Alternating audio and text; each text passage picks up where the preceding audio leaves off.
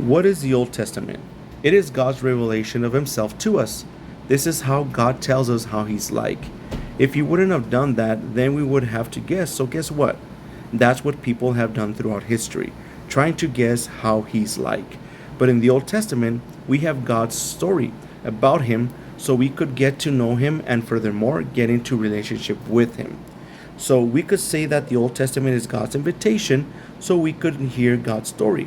For example, to get to know someone, we learn where they come from, hear their likes, history, parents, where they live, their plans, etc.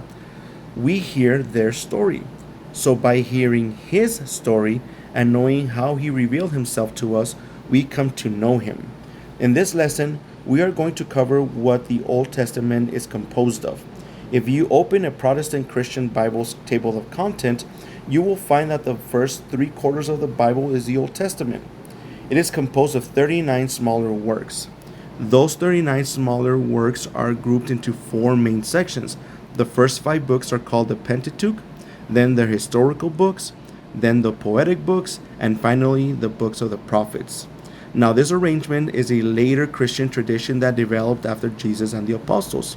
In ancient Jewish tradition, these works were all in separate scrolls and were conceived of a unified 3-part collection known as Tanakh. It's a Hebrew acronym for Torah, which means instruction, the Nevi'im, which is the prophets, and the Ketuvim, which is the writings. The Tanakh has the same books of the Protestant Old Testament, but are arranged differently. The Torah corresponds to the Pentateuch. The Nevi'im correspond to the prophets, consisting of the 4 historical narrative books and then the 15 works named after specific prophets. After this is the Ketuvim, which is the writings, which is a diverse collection of poetic and narrative texts. So the Torah, or the Pentateuch, it consists of the Genesis, Exodus, Leviticus, Numbers, and Deuteronomy.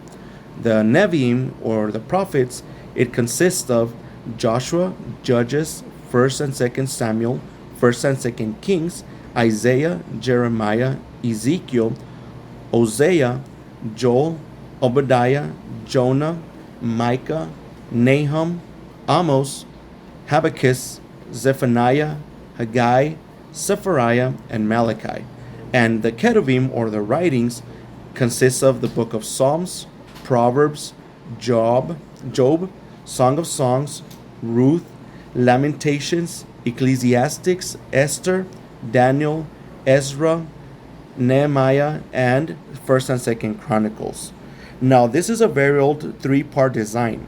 In ancient Jewish texts, it is referred to like the Dead Sea Scrolls, the Wisdom of Ben Zira, and even Jesus of Nazareth mentioned it in Luke 20:44. This is because this 3-part shape is woven into the compositional design of the scrolls themselves.